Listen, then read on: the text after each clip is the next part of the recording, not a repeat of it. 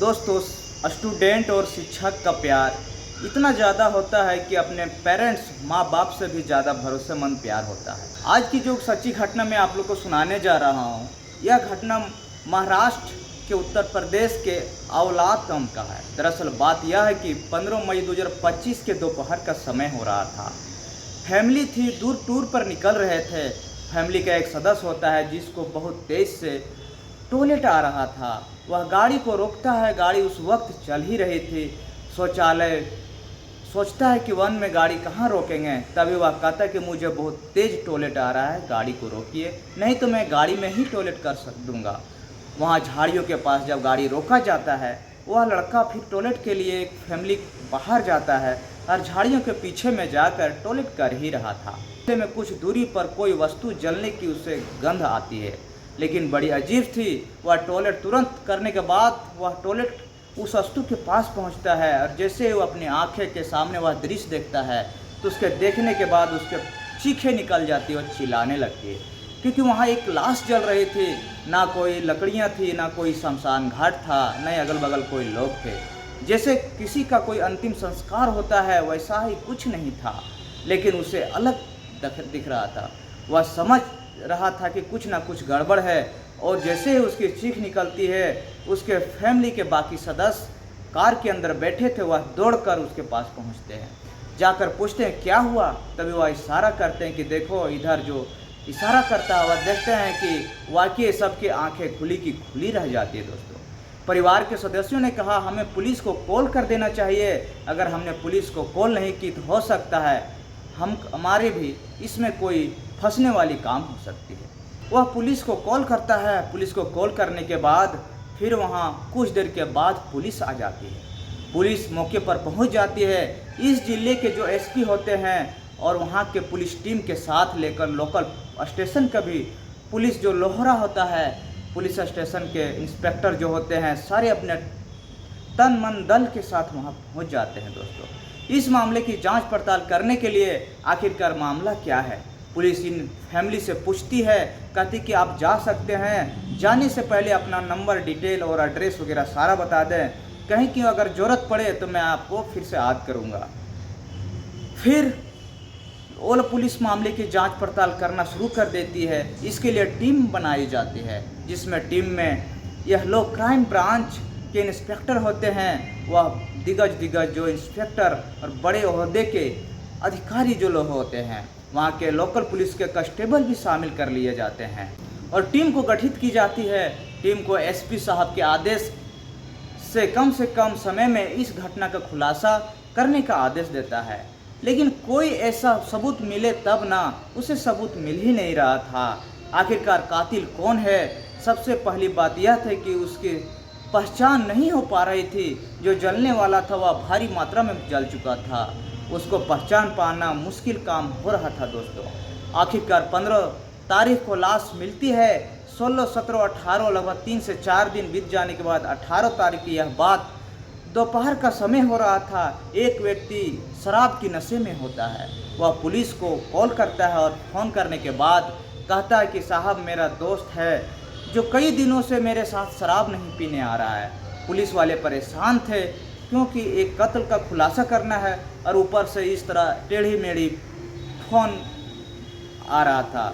Police उसके धमका चमका के फ़ोन काट देता है। फिर कॉल आता है कि साहब, मैं बात को समझिए, मेरा दोस्त शराब पीने में मज़ा नहीं आ रहा है। 30 साल का जो दोस्त था वह आखिर पहचान नहीं पा रहा है। जो भी था मौके पर फ़ोटो भेजा जाता है। पुलिस कहती कि कौन सा दोस्त था तुम्हारा, फ़ोटो भेजो। जब फ़ोटो भेजा जाता है तब वह उसे पहचानने पर मजबूर हो जाता है। दोस्तों, वही कपड़ा था, वही जला हुआ था जो शराबी था। शराबी ने फ़ोन कर मेरा दोस्त जो कई दिनों से नहीं आ रहा है, मैं उससे बातचीत करने की कोशिश करता हूँ, चैट तो करता है, मैसेज का जवाब तो देता है, लेकिन वह मेरा फ़ोन नहीं उठाता है। पुलिस वाले कहते कि क्या हमारे पास यही काम रह गया है, लेकिन बार बार कहता है कि साहब, मेरा दोस्त ढूंढ दीजिए, बिना उसके शराब अच्छी नहीं लगती है। पुलिस वालों ने यह बात सुनी कर अटपटा सा लग रहा था, अजीब लग रहा था, लेकिन किसी पुलिस वाले के दिमाग की घंटी बज जाती है। वह पूछते कि ठीक है, अपने दोस्त का फ़ोटो भेजो।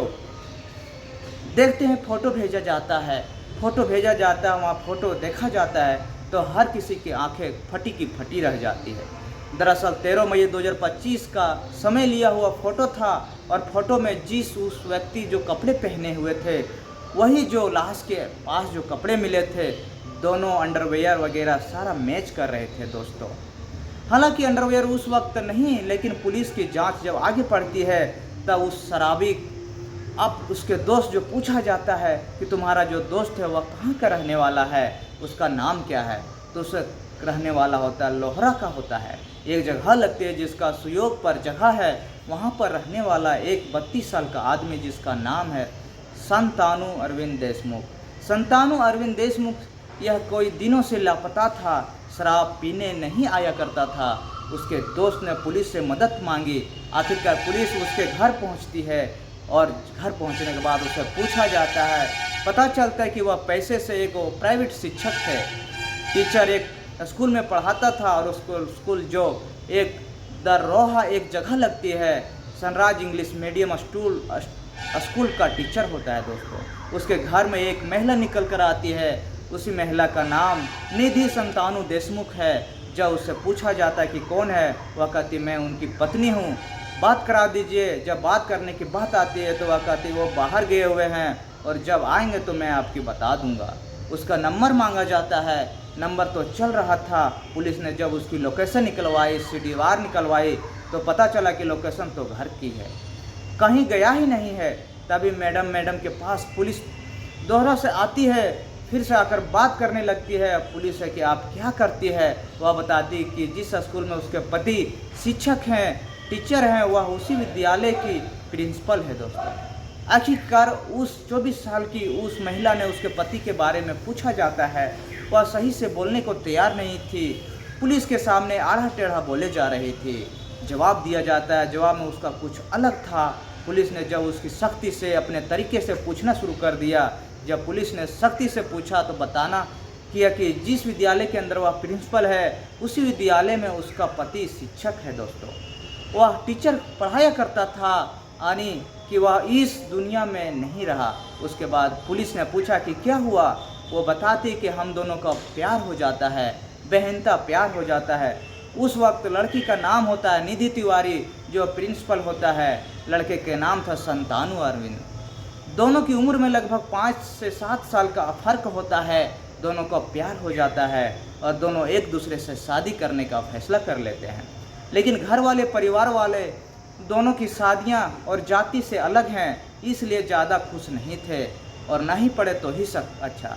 आखिरकार उन्होंने घर वालों के खिलाफ जाकर शादी कर लेते हैं और जैसे ही शादी करते हैं, अभी शादी को कुछ महीने ही बीते थे, आने की ज़िंदगी बहुत अच्छी चल रही थी। और सबसे अजीब बात यह था कि जब दोनों एक दूसरे के साथ शारीरिक संबंध बनाते थे, तब अपने प्राइवेट पार्टों को मोबाइल में कैद कर लिया करते थे। सब कुछ ठीक चल रहा था, लग ही नहीं रहा था कि भविष्य में कुछ गड़बड़ भी हो रही है।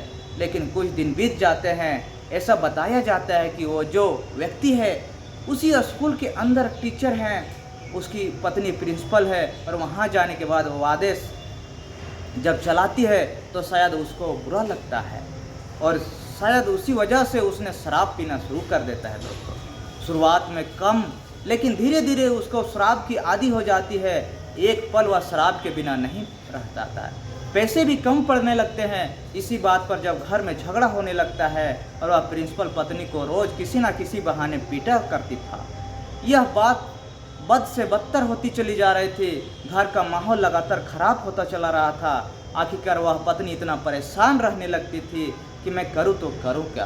पति को बार बार समझाती, लेकिन वह मानने को तैयार ही नहीं था।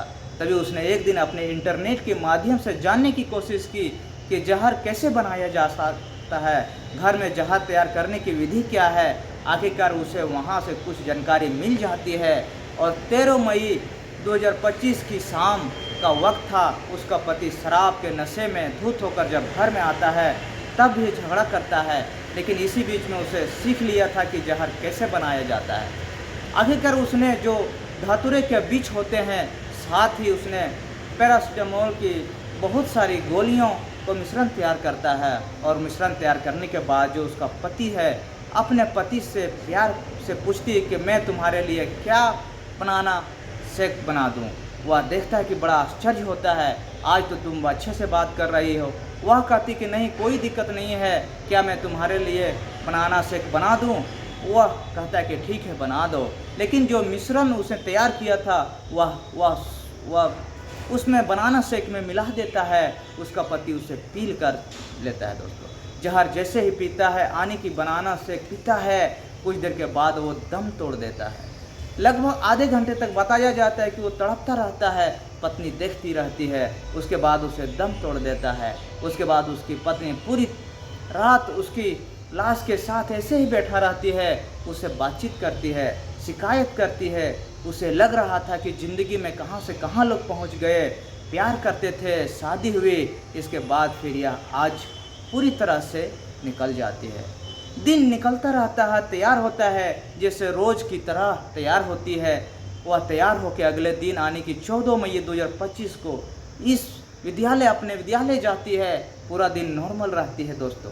लेकिन जिस दिन वह अपने बच्चों को ट्यूशन पढ़ाने के लिए मना करती है, उसी दिन उन बच्चों से कहता है कि मेरे साथ दिक्कत है। बच्चे पूछते हैं कि क्या हुआ मैडम। तभी मैडम रोती है और बताती है कि घर में लाश पड़ी हुई है, कैसे ठिकाने लगाऊं, समझ नहीं पा रहा हूं। आखिर भावनात्मक रूप से यह दबाव बनकर मैडम ने 3 स्टूडेंट को, जो होता है कक्षा में पढ़ने वाले थे, उनको अपने घर में बुलाता है। और घर बुलाने के बाद वह लगभग 15 किलोमीटर दूर चौसाला का जंगल पड़ता है, वहाँ लेकर जाते हैं और लाश को फेंक कर वापस आ जाते हैं दोस्तों। आखिरकार लाश को फेंक कर वापस आते हैं, लेकिन मैडम के दिमाग में ख्याल आता है कि अगर उसका पहचान हो जाती है तो जल्दी से जल्दी पता चल जाएगा। इसने उस लाश में फिर से जाता है और अलग से क्या मैडम फिर से उस स्थान पर जाती है। पता था कि संभवतः बताया जाता है कि स्टूडेंट को भी साथ ले जाती है। भारी मात्रा में पेट्रोल और डीजल लेके जाती है। पेट्रोल ले जाने के बाद अपने पति के ऊपर उड़ेल कर उसमें आग लगा देता है। आग लगाकर वहाँ से चुपचाप निकल जाते हैं दोस्तों। किसी को कुछ पता नहीं चलता है, खबर ना और कुछ भी पता चलता है। धीरे धीरे आग जलता है। लेकिन महाराष्ट्र की एक फैमिली ने जो टूर पर निकला हुआ था, टॉयलेट लगता है। टॉयलेट के दौरान जब उस झाड़ियों के बीच जाता है तो वह लाश मिल जाती है दोस्तों। पुलिस यह पूरा तहकीकात कर उस मामले की खुलासा करता है, क्योंकि उस अंडरवेयर पहना हुआ था। वहीं जब पुलिस घर में उसकी तलाश ले रहे थे तो वहाँ पर भी कंपनी का वही ब्रांड का अंडरवेयर भी निकलता है दोस्तों। इस तरह से जब पता चलता है तो तीनों स्टूडेंट को पुलिस हिरासत में लेती है और वो महिला टीचर को भी हिरासत में लेकर उसे सारे घटना स्थल को जांचा मुआयना कराता है और सारे सबूत इकट्ठा करने के बाद दोस्तों उसे फिर कोर्ट के न्यायालय में जेल भेज दिया जाता है दोस्तों। फिलहाल वह जेल की सलाखों में अपने सारे सबूत को मिटाने के चक्कर में जेल की सलाखों में वह हवा खा रहे हैं दोस्तों। ये घटनाक्रम खुलाने का और सुनाने का मकसद सारा पाठ्यक्रम घटना पर केवल आधारित है।